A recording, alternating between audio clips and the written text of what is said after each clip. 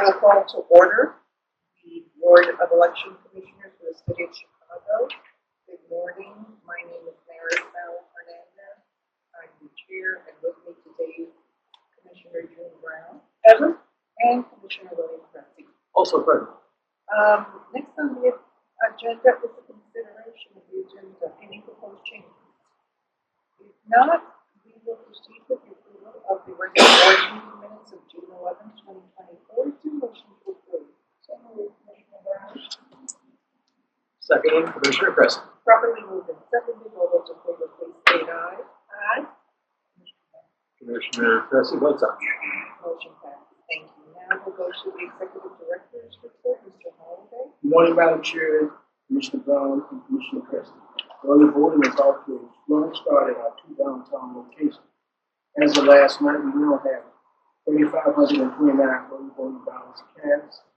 There were 2,521 were cast at the super site, and 1,008 were cast on our 6th. Our opening at our super site last Thursday, October 30th, came with many ready to vote. We saw 18-year-olds voting for the first time and welcomed a voter who was 140 years old. We also welcomed the first of planned early voting caravans and parades to the polls on Thursday with Rainbow Push, the League of Women Voters of Chicago and sororities across the city who brought in dozens of voters. All vote-by-mail ballots requested before September 26th have been mailed out, and most are in voters' mailbox. I received my ballot and have already returned it. That feels good to know that the system is working.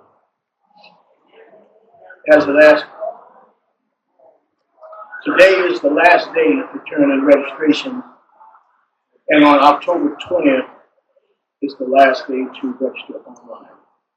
We have released the final list of precinct polling places, and I am happy to say there are no vacant precincts headed into the November 5th presidential election. There are 57 precincts with a change of polling place. Those voters will receive multiple mail notice about the change of polling place, and signs will be hung at the previous polling place, alerting the voters of the new polling place address. Last week, our staff was present at 3 nights of the Universal Sewing Circus in Washington Park to register new voters, assist with address changes, and recruit election workers.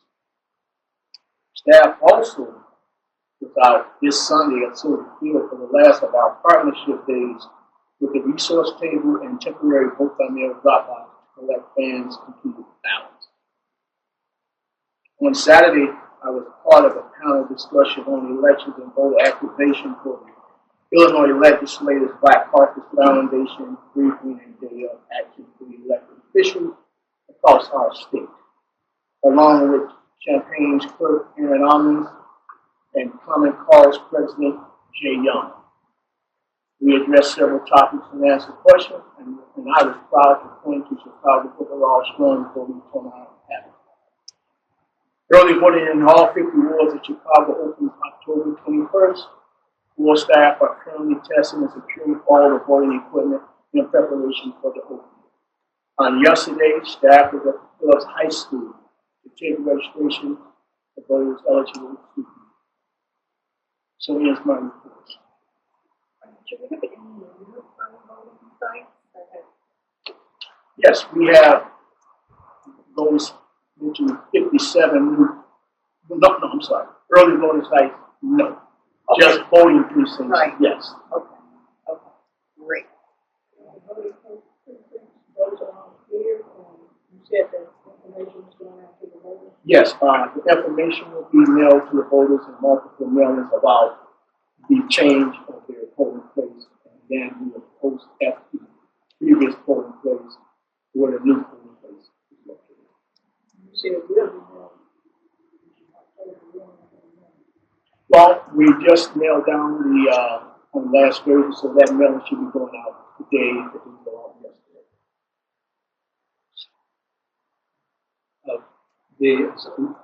The listing of all the polling places, will that be posted on the website? Yes, it will. Okay, and if I could get a copy of that. Yes. Make sure of that. Sure thing, Commissioner. It's up right now. It's up on Election Day voting. We can put it on multiple web pages too. based off of preference. Excellent. And the Soldier Field location, just because I get inquiries about this, we had the temporary drop box there. The entire time it was there was staff of the election board monitoring it. Are we doing any, I don't think the Bears are playing another home game. We're going up and They all come good. So I don't think we're doing it at any other location. Not until election day, and that will be at Wintrust Arena, Gallagher Hall for the club, and the Knights. So for the Bears,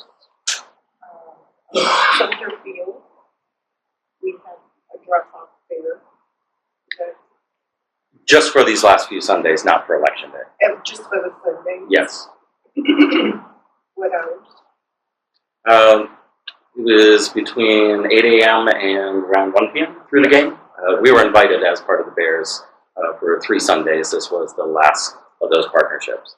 Okay, so no additional Sundays. That's right. There's no more home games in the city through election day. Okay. So there will not be drop-offs any further at Soldier Field. That's correct. Okay, just want to make sure we're clear about that. You could arrange to get the commissioners a trip to London. That would be nice. Let's go on to the assistant executive director, Mrs. Sarah. Good morning, Madam Chair, good morning, Commissioner Cussy, Commissioner Brown. As of this morning, the total number of vote by mail applications requested is 238,319. The total number of return ballots is 3,600. As of yesterday, there is a total of 7,222 active assigned election judges, and 1,865 of that number are high school students. The election coordinators assigned is 521. The early voting training for administrators and election officials will start tomorrow, Wednesday, October 9th, and continue for Friday, October 11th. The delivery and setup of equipment at all 50 early voting sites in the wards will be next Friday, October 18th, and Saturday, October 19th. The nursing home in-person training will start Monday, October 21st. There will be a total of 6 training classes offered. Nursing home voting dates will be Friday, November 1st, Saturday, November 2nd, Sunday, November 3rd, and Thursday, November 4th. The preparation and processing of the vote by mail ballots is tentatively scheduled for Friday, October 18th. At the warehouse, yesterday was the first day of logic and aggregate testing of the election day voting equipment. The warehouse staff will start loading the equipment into the ESCs for delivery. The delivery of the ESCs will start Monday, October 21st. We've completed the pre-lap for the early voting sites. That is correct. Very good. And how many teams are we going to have doing nursing? Food safety. Well, are there more than one group that? The nursing home training classes, or so we're going to offer 6 classes. One Monday. I do have the dates if you need them. I have the flyer if you need it as well. That's 6. Mhm. And vote by mail ballots basically have gone out for anyone who has requested a ballot up to now, or? Yes. So whatever was requested today will go out tonight and so forth. But yes, everyone Turn it who's around in one day. Oh, very good. Okay, thank you. Thank you, Mrs. Sarah. Next, we will hear from our public information director, Mr. Bever. Good morning, Commissioners. As you heard from the Executive Director and Assistant Executive Director, very busy over the last few weeks. Early voting got a lot of good attention on our opening on Thursday. Our next press conference will be Monday, October 21st at 10 a.m. to kick off 50 ward early voting, which we will do in partnership with our language access partners and community organizations to call attention to the bilingual early voting officials present at those 50 sites, as well as resources available. We have new advertising starting today promoting downtown early voting. That will shift over to focusing on the 50 ward early voting sites starting October 21st. As the Executive Director mentioned, today is the last day for paper voter registrations. We'll focus that message on social media and the media, but online applications continue to be open to October 20th. So that would be for anyone who has a state ID can still use that to update their name or their address. Otherwise, our main message will be shifting people if they have not yet registered or need to change the same-day registration, either at our sites or the early voting sites. I understand a lot of that grace period and same-day registration picks up when our 50 ward sites are open. Last Wednesday, October 2nd, in partnership with Chicago Public Libraries and the League of Women Voters, the board was part of a mis and disinformation presentation over at Salzer Library, along with academics and speakers. Topics included AI, how to spot AI and deepfakes, as well as how to research choices on your ballots. I was present with board staff to do a voting machine presentation, our touchscreen, and to answer many questions that people have. We've got 2 more lined up next week, October 15th at Harold Washington Library at 400 South State Street at 12 noon, and 1 more Saturday, October 19th at Legler Library at 115 South Pulaski Road at 10 a.m. These are open to the public. We expect a bit more of a crowd, I think, at Harold Washington Library next week, as well as some media attention. We'll continue to promote those events. It's a good opportunity for voters to ask their questions, talk about any concerns. We also played the video that we did in partnership with the ABA, Why You Can Trust the Voting Machines. Thankfully, with my long-windedness, there is a 4-minute video that can be shared that puts everything into a very succinct, out of the dozens of laws and cybersecurity laws we have to follow for these events, that is helpful. As our executive director mentioned, there have been some precincts that have shifted polling places that will first be communicated through our household mailer, but there will be additional paper letters that are sent out as well as emails alerting these registered voters to their precinct polling place change, as well as their early voting and their vote-by-mail options for Election Day. So we will continue to communicate to their voters those changes. The full polling place list is up on the website. We will have an updated accessibility tier version of the polling place that will be up soon, as well as our language access precincts available in another list up on our website in the very near future. So we're working with our partners to get the word out both about accessibility as well as language access resources at our precinct polling places on Election Day. And I believe that is it for my report. Now we'll go on to old business, infrastructure projects and changes in election administration, including electronic poll books and voting equipment. How are we doing there? As the assistant director stated, the accuracy testing will start or have started, so we can make sure that the equipment is then actually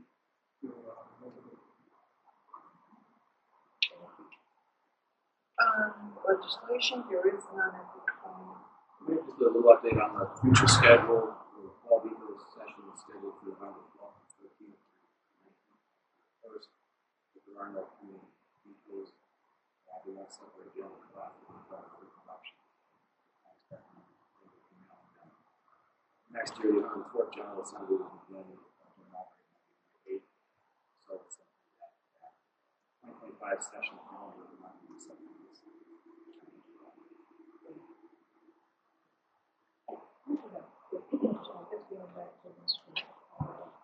As far as on the issue of election administration, are there any things that we need to be concerned about, or everything is ready?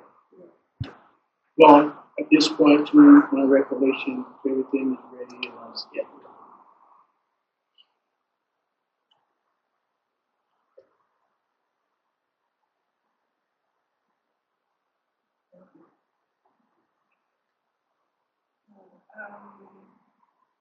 So as we that concludes your legislation report, we'll proceed with new business.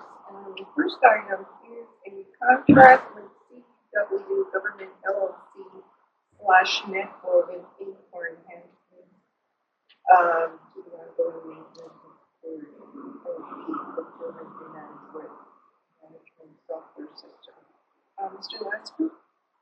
Thank you, Madam Chair. This is where we transition out of what was the original development contract. This contract does have possibility for additional development as we continue to use also have ongoing support and maintenance features and some training for the contract.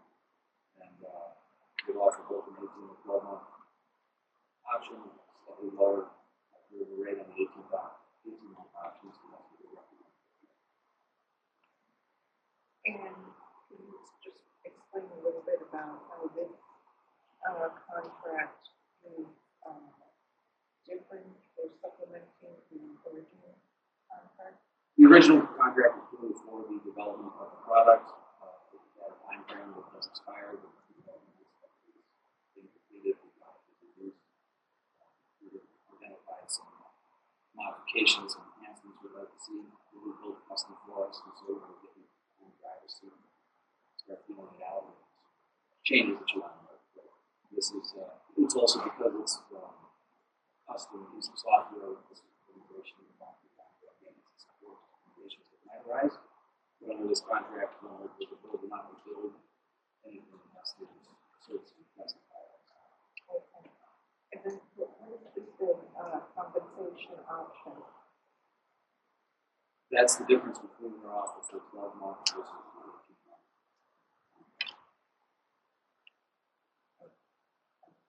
I'm not sure what that means. So They- under the 12-month time. The rates, the billable rates would be slightly higher. We want the 12-month contract. They've offered us a slight reduction in the fees. We sign on the 18-month one. And again, they're just hourly fees, so we're not charged unless we actually request it.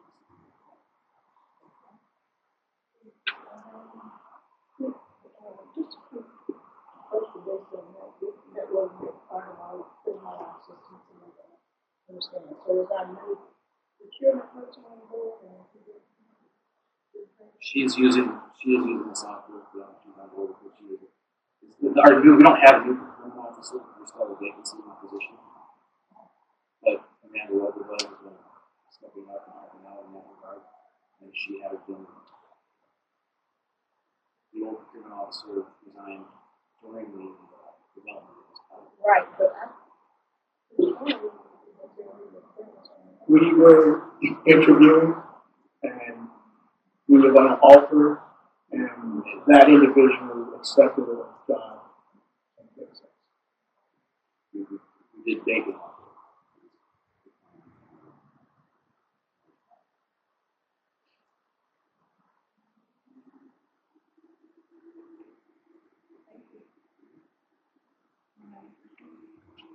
If not, is there a motion to approve a contract with CDW Government LLC and Network Inc. for enhancements to and maintenance and support of the board's custom contract procurement software system at the hourly rate set forth in the agreement for an 18-month term beginning on October 8, 2024 and ending on April 7, 2026. So moved by Commissioner Kressig. Properly moved and seconded. All those in favor, please say aye. Commissioner Kressig votes aye. Motion passes. Thank you. Next item on the agenda is an emergency procurement approval and ratification of a contract with P4 Security Solutions for security personnel services.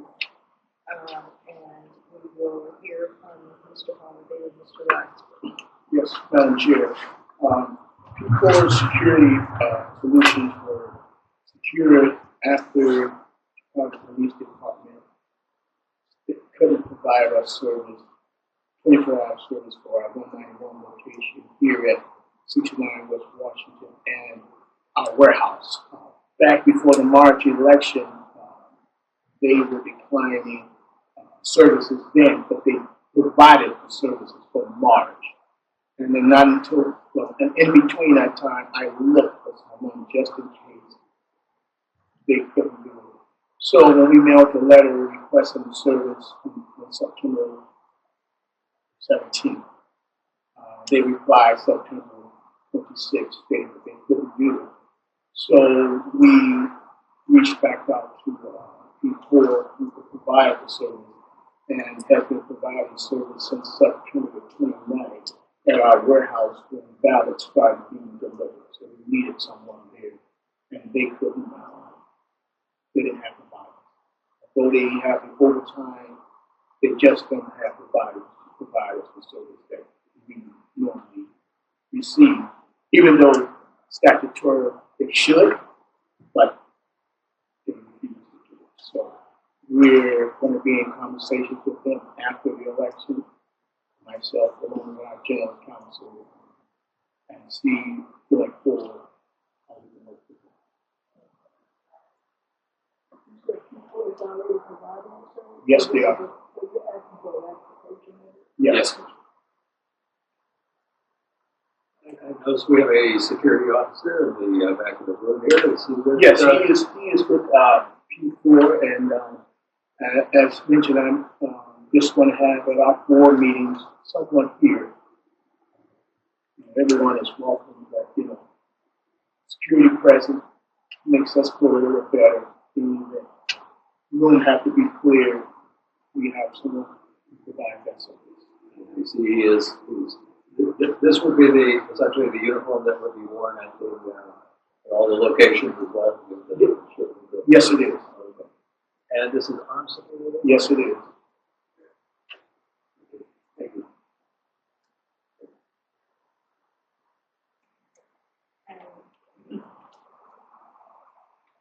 Say that we're going to have more discussions with the police department Yes. regarding this.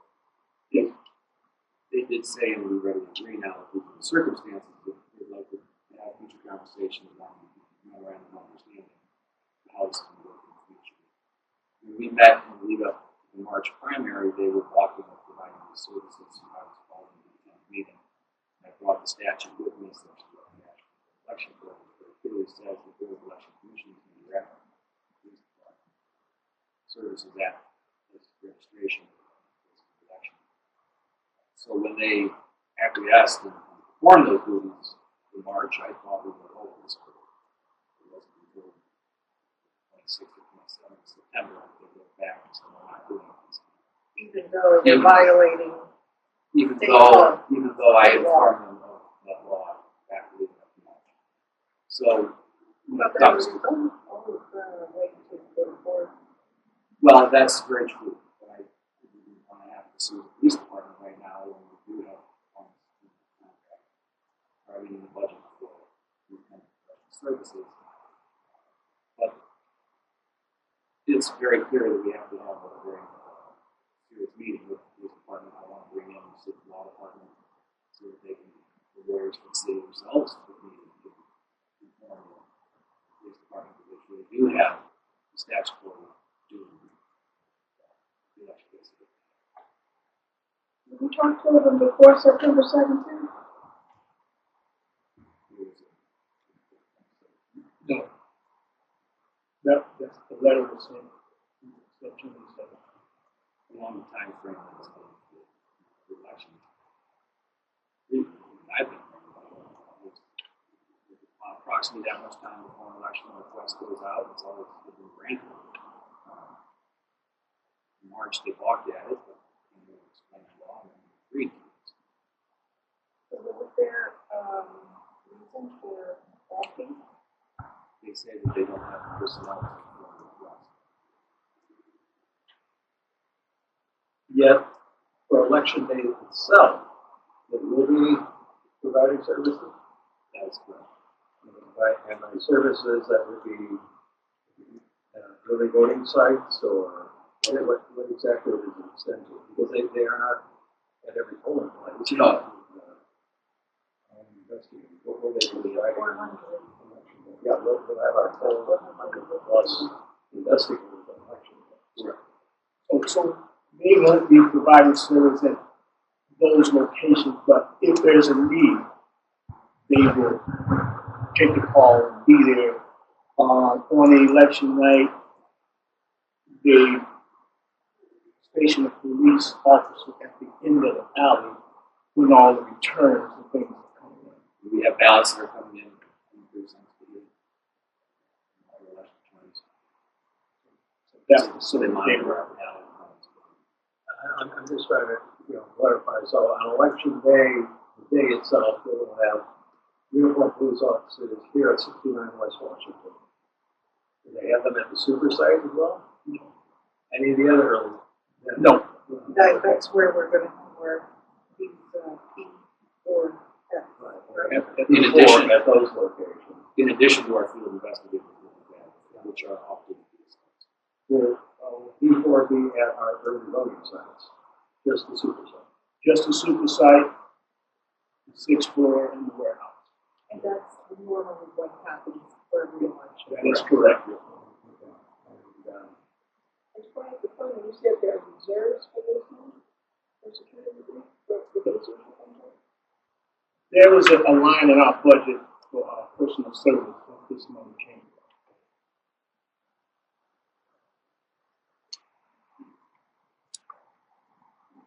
Well, I think,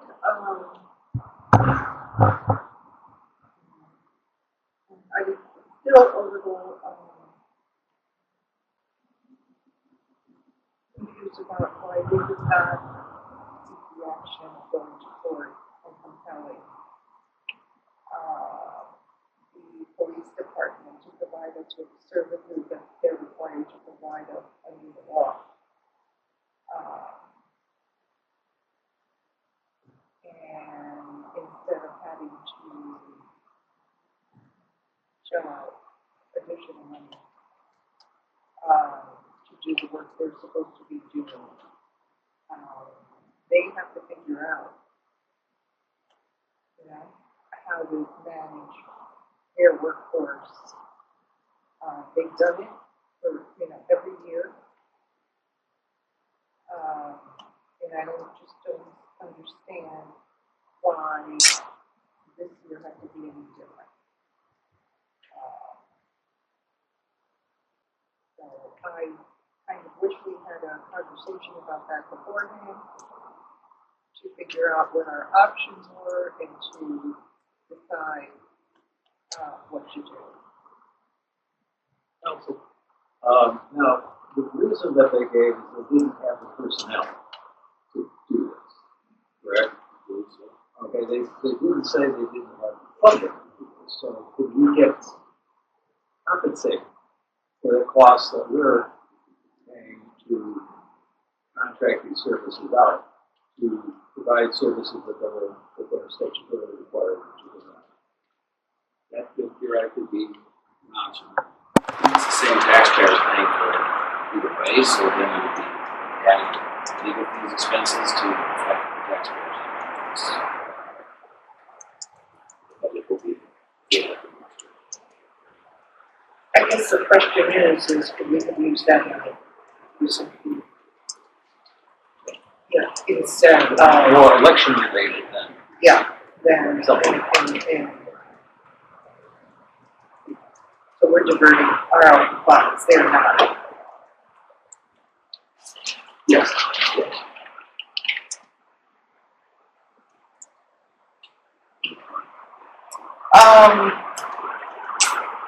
Okay, well, I'm actually happy about this, but, is there a motion to ratify the emergency procurement of a contract with P4 Security Solutions LLC for on-site security officer services at the rate of $75 per hour and with a duration of term beginning September 27, 2024, and continuing through September 26, 2025. By Commissioner Warren. And seconded by Commissioner Chris. Probably moved and seconded. All those in favor, please state aye. And Commissioner Christie votes aye. Motion passes. Okay, I'm going to conclude our new business. And now, Mr. Lasker, do you have anything to report? I have one case to report on, Madam Chair, Commissioners. And the end result of the federal litigation is that we will continue using our election equipment for this election, more specifically including tabulating machines that count the ballots and report the results. Back in September of 2022, 3 voters from Illinois and 1 from Chicago filed a lawsuit against the Governor Pritzker and the state board of elections, arguing that state election officials were violating constitutional rights by using electronic voting systems that were allegedly reportedly vulnerable to vote manipulation. They're requested relief was to force all election parties in the state to hand count votes. The Judge Andrew Wood of the Northern District of Illinois found that the suit did not detail any alleged deficiencies in the electronic voting machines, did not connect any evidence whatsoever supporting the contention that the voters faced any imminent harm from election fraud. The judge found the case to be purely speculative. The dispute would not present a justiciable case for controversy, and so therefore the judge has dismissed the votes. So, otherwise, the board has that recommendation. So that's what we'll do.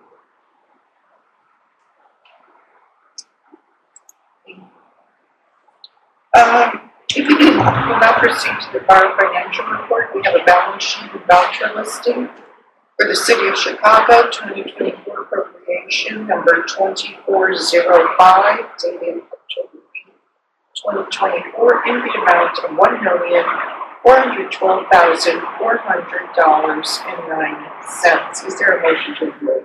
So moved by Commissioner Cressy. Second by Commissioner Brown. Properly moved and seconded. All those in favor, please state aye. Commissioner Cressy votes aye. Commissioner Brown votes aye. Motion passes. We also have a balance sheet and voucher listing for the county book, the 2024 appropriation number 24-05, dated October 8, 2024, in the amount of $2,919,283.74. Is there a motion to approve? So moved by Commissioner Brown. Seconded by Commissioner Cressy. Properly moved and seconded. All those in favor, please state aye. Commissioner Brown votes aye. And Commissioner Cressy votes aye. Motion passes. Thank you. I do not believe we have any requests for public comment. And, Mr. Lasker, is there a need for executive session tonight? Today? Okay, and therefore I will entertain a motion to adjourn. So moved by Commissioner Brown. Seconded by Commissioner Cressy. Properly moved and seconded. All those in favor, please state aye. Commissioner Brown votes aye. Commissioner Cressy votes aye. Motion passes and we are adjourned. Thank you.